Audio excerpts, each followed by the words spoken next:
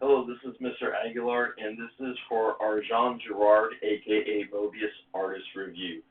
These are the slides that are shared with you in Google Classroom, and we are studying and looking at the artist Moebius. That's the name that he went by for the majority of his art, because our focus is on line, and he was an illustrator that really specialized in line art.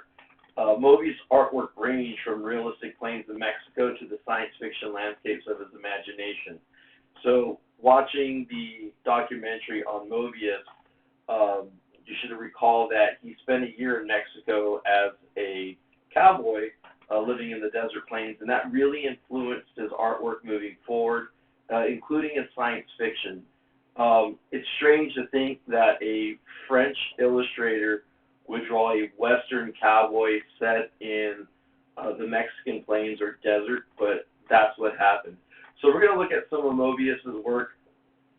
This is a conjunction with the BBC documentary. So this is an example of one of his landscapes that's science fiction, and yet if you look at pictures of the desert plains of Mexico, you can see where it's creeping into this science fiction landscape. So we're going to continue to look at his work. Now, for your artist review, which is assigned to you, you're comparing and contrasting these two images. So one you have the Western images, and one you have a sci-fi image. For the written artist review, you'll compare and contrast the two images. What are the similarities, if any, and what are the differences, if any? Now, in your slides, you're also going to get a large view of each image so you can really explore the detail. I would encourage you, especially if you're using your Chromebooks because they're small, that you enlarge the image so you can see all of the detail that's going on. Now, when we get to the assignment, I'll dive more into these slides, but right now we're just going to go through the artwork. The second image you have is the science fiction piece, and if you watch the movie Avatar, some of this might look familiar. Now, these illustrations were done about 25 to 30 years before the Avatar movie, but I'm pretty sure you can see where a lot of that inspiration came from. Moebius has a history of inspiring directors in their visuals for creating film. One such film was Blade Runner, as noted in that documentary. Other films he worked directly on. So Moebius worked on one of the biggest films of his era, which was Alien, and then the sequel Aliens. And this picture on the right is an example of some of his artwork for the movie. Now, he designed all the human elements. So the spaceships, the suits, the tools, the machinery, that was all him. H.R. Geiger, who was another artist, he designed all the alien stuff. The picture on the left is designed from the movie called The Fifth Element. Now, this movie is unique because the director, I believe his name is Luke Benson, grew up a huge fan of Moebius and wrote the script based on Moebius's artwork, and then asked Moebius and his best friend to be the designers on the movie. So that's pretty unique when you think about it. The other thing that sets Moebius apart was some could label him just as a comic book artist, but he was more than that. He was a comic book artist, he was an illustrator, he had gallery showings, he designed movies. So he kind of did everything, and he was hugely famous back in the day. So here's another one of his Western images, and this is from his comic book called Blueberry. And if you look at this, he uses a lot of principles of design as an element of art. So if you notice the guys coming in through the door with their guns drawn, they're pointed right at the cowboy sitting at the bar with the girl on his shoulder. That's called line of sight. So he's given the viewer directions. And then if you look at the framing, there's another thing called the rule of thirds for composition. And the female and the cowboy line right on one of those rule of thirds axis. So if you divide this images by 3 panels, he's going to line up with one of those lines that are creating the panels. And that's referred to as the rule of thirds. And again, you can look at all the texture that he has for the wooden beams. For the wall, part of the wall looks like stone or brick. Other parts of the wall look like the adobe plaster that they would use back in the dwellings back in the 1800s in that part of the world. Again, here's that country western theme. It's the dancers at a western bar. Again, you can see all the figures looking at the dancers, except for like 2 or 3 of the poker players here at the bottom. And this one's also using the rule of thirds as composition. So he brings a lot of design elements into his artwork. But again, we're going to get back to this in a few minutes when we go over the project or the assignment. Artists in this day were hugely popular. A lot of artists, they kind of hung out together with other famous people like musicians and actors, and they all got to know each other. So Moebius was friends with Jimi Hendrix. If you know who Jimi Hendrix was, he was a huge rocker back in the day, and he did a couple pieces for him. This one, you can see the J and the H on his lapel. And it's Jimi Hendrix as kind of like this alien being eating an alien meal. And then on the right is more of a science fiction piece with Jimi Hendrix being carved into the rock of that cliffside. Moebius has an imagination that is one part tied to reality and another part solely in the realm of magic and science fiction. And what that means is he can take something that might be an everyday reality in real life, something that we can experience, and then he adds a bit of magic. He adds a bit of science fiction. He puts a little twist on it, and he puts it into that kind of magical realism area. So when we look at these, again, you can see he's done it with religion too, and you can see that the headdresses and the outfits that are wearing, you can see all the detail and line work that he's using. Now, even when he creates his landscape, so the landscape on the far right, the tower, the bottom is very detailed, but his lines are very sparse as you move up. He only relies on giving the viewer enough information to get an idea of what the scene is about. And then you look at some of these are some more of his epic pieces. He takes a film approach to creating art. He wants you to feel like you're watching a movie, like you froze it still in a movie, and this is what you're seeing. So he really used perspective. In this case, when you're looking up at something, we call that a worm's eye view, and when you're looking down, we call that a bird's eye view. But he really took the cinematic approach to illustrating, and you could probably see why people were fascinated with his artwork, especially in the 70s and 80s. Here's another one of his big landscapes, and again, he's using perspective. This is called aerial perspective or bird's eye view because you're looking down, and we're going to tackle this image a little bit more in a few minutes. Again, those Mexico landscapes with science fiction, you can see how he mixes it in. Look at the textures that he's putting into the skies. Look at the textures he's putting into the rock, to the clothing. He was really into detail and creating something that you could almost touch or feel, even though it was an illustration. This is for Star Wars. This is the Star Wars Celebration. Again, he worked on a lot of movies, worked on a lot of films, and very popular, very in demand. A lot of people wanted Moebius to do their work, especially in the U.S. In the U.S., Marvel Comics and DC really try to get Moebius to come over and do work. Marvel got lucky. They got him to do one thing called the Silver Surfer. And maybe I can show you guys some of that artwork later. But here's some more of his science fiction landscapes. And again, this is without the internet, right? This is all from his head. This is all from his imagination. And then if you look down again, you're going to see those Mexican landscapes, rock formations, plains and deserts. And then he kind of sneaks in some Mexican art. So you can see it on the cave paintings over here to the right, and then you can see it in that face sculpture in the rock on the left-hand side. Here's kind of like another Star Wars piece with a bazaar or farmer's market. And then if you look at the guy holding the box with the star on it, that's a self-portrait. So he snuck himself into this illustration. Again, look at his use of perspective. You're looking down at figures, you're not looking directly at them. So again, he uses perspective to really bring you into the story.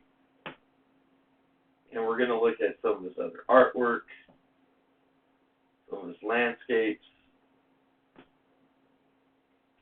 I really like this one a lot. Again, cinematography, right? These huge scenes, these huge landscapes. You kind of want to see more of his artwork turn into film. If you look at the water, though, there's not a lot of detail. There's enough information for you to get what it is. And then when you look at the rock formations, that's where you're getting a lot of that texture and then into the waterfall. So my suggestion to everyone is when we start working on our own projects and we're doing our own line art, that maybe you reflect back on the Moebius and like, how would I draw a waterfall or how would I draw a river? And really look at the way his approach was. Black and white art. So this is one of the big things I wanted to show you because we are focused on line, we are focused on line quality, we're focused on texture, line variation, and we're also looking at expressive lines.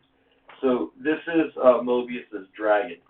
Now, for the most part, if I were to ask you to draw a dragon, you would probably lean into the European version of dragons,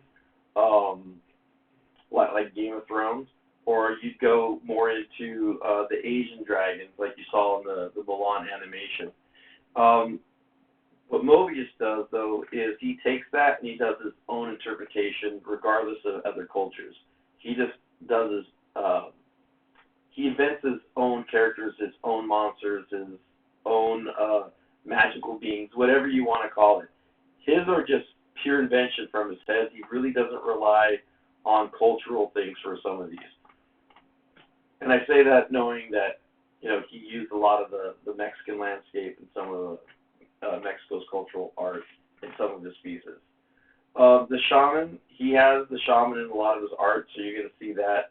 Really, again, landscape, science fiction. Now, these next couple of pieces, I want to talk about the tools that we use. So the picture on the left, he used a ink pen to draw this scene, and you can see that all the lines are uniform, they're all the same width.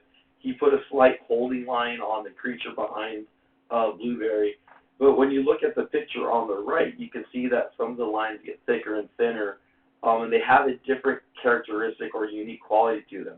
These are done with a quill pen, so that's the type of pen that you can dip into ink. And a quill pen is flexible, so when you add pressure, you can get thicker lines.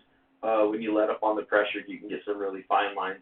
But it gives you more of a variety of type of lines than a pen drawing will. And the next one, this one's done with brushes.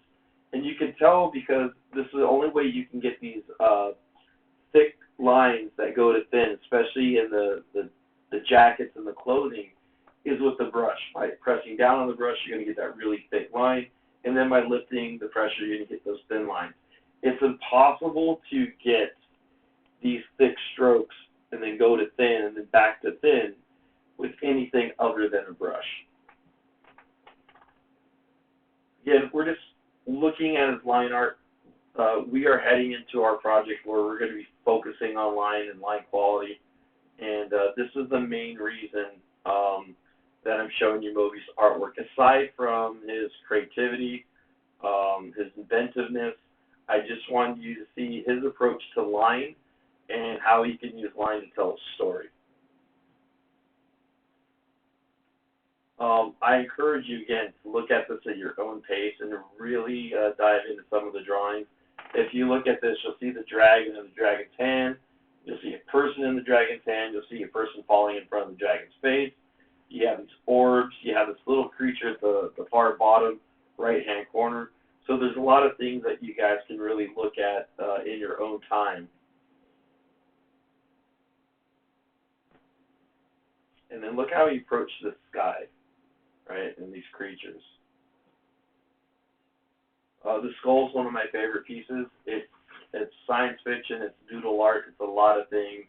Again, I would encourage you guys to blow this one up and look at it yourself. And there's that shaman. One thing we're going to talk about in vocabulary is how to use hatching to create shadows. So if you look below, you have that square-like shape underneath the shaman, and he's using black lines to create shadow underneath. So it appears that the shaman is floating in the sky. And then again, look at the textures on the figure sitting on the bench. Look at the line variation, the differences between thick and line, the hatching, the cross-hatching. There's a lot of technique and skills shown for depth, for volume, three-dimensionality, and then you get all those nice, wonderful textures. So here's another piece. In class, I asked people if they could tell if it was done with a pen, a quill, or a brush. Hopefully you can recognize the thick brush strokes and realize that you cannot make those types of lines with a pen or a quill, a brush, especially the pants. If you look at the pants and this hair, you can really see how a brush is being used. He did do a Batman illustration for DC. Here's another shaman illustration. And there's another one. I had to scroll twice, excuse me. And then there's this one. I wish I had a higher res version of this drawing. But again, look at it. Get what you can out of this. I'm just hoping that his artwork kind of opens your mind up a little bit more to what you can do with just line, like black line, nothing else. And we're going to get to your assignment. So in Google Classroom, you were assigned artistry for Jean Girard. Now, if you look behind him, that's one of his art installations in a gallery in Europe. It was either a gallery or museum, I can't remember. But again, he was doing huge works for galleries, museums, work in movies, work in illustration. At his time, at his peak, he was world famous. So I really hope you guys can appreciate his art. So for this assignment, all questions must be answered in paragraph format. 1 or 2 sentence responses will not be graded and receive a 0. Detailed responses are required. Simple sentences will not count. Example, I found the project interesting. Okay, why? I really thought this drawing of his was cool. Okay, why? What was the drawing? What was it about? Can you describe it? So avoid using simple sentences or simple statements. And then basic grammar and spelling will be included in the grading process. If you get a red squiggly line, that means your word is misspelled. On the Chromebooks, you can double-click, the computer will fix it. On a regular computer, you can right-click, the computer will fix it. So please use technology. And this is how you're going to be graded.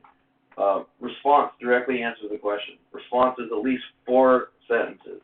Response uses descriptive words. Response uses proper grammar and spelling. That's for a 5 out of 5. There's 3 questions, and that's going to total for 15 points. And then one of the last things I'm going to say is all I's are capitalized. I, I'm, and I've. So please do that. These are the 2 images I'm asking you guys to compare and contrast. You can blow this one up and present it to yourself so you guys can see it. And then we can go to the next one. And these are some of the things I'm asking you guys to think about or write about. So for the written artistry, you compare and contrast 2 images. What are the similarities, if any, and what are the differences, if any? I found that a lot of students struggled with this, so I gave you guys a couple of things to write about. How are the colors being used in both images? Visual interests, creating a focal point, etc. How are the lights and shadows being used in both images? Think contrast. Are they being used to create a focal point or area of interest? How is texture being used? Lines that indicate type of materials, feel, or look. Does one illustration emphasize texture more than the other, or are they the same? Subject matter, the main subject or object of an illustration. Are they the same or different? If different, are there any similarities? So when we look at this, we could often see that there are different subject matters. Okay, and then it's going to be up to you to describe the similarities. But look and see how color is being used in both of these. Look how shadows is being used, is being utilized in both illustrations. And then write on that. So if you follow this, you're going to get 6 to 8 sentences. And this is where you're typing it. Now, for slides 8 through 18, which illustration are you drawn to the most and why? Give detailed description of why. Include slide number in which illustration. There is no wrong answer. Okay. So if you picked this slide and you said, oh, the Jimi Hendrix picture on the left was the one I was most drawn to, great. Why were you drawn to it? Describe the image. Give me some details. Pretend like I've never seen the image or that you're trying to get me excited about looking at this piece of artwork. When you go down to the next question, we're going to look at the black and white. That slides 21 through 37. And you're going to be doing the same thing. You're going to look at the slides, and you're going to pick one. Now, let's say you like the one on the right the most. Okay, what was it about it that you liked? Can you describe it? Did it bring up any memories or feelings? Anything that you can tell me about why you're drawn to that image will help me out. So I got a wide variety of its black and whites. So go through, look at it, and then just tell me what you think. So that's what you need to do for the assignment. This was the lecture that I gave in class.